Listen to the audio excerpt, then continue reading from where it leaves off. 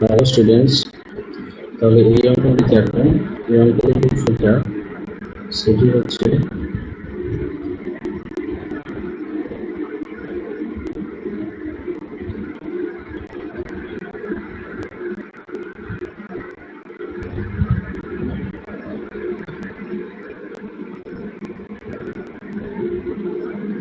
অঙ্কটি খুব সোজা। সেটি হচ্ছে বলেছে একটি সংখ্যা এবং উহার সমষ্টি হচ্ছে 2।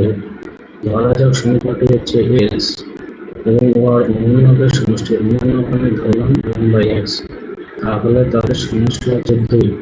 তাহলে এখান থেকে আমি বলতে পারি x² প্লাস হচ্ছে 1 divided by x equals to 2, that equals to x² plus 1 equals to 2x, then x² minus 2x plus 1 equals to 0।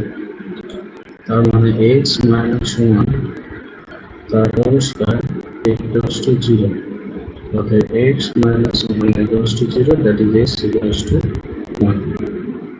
then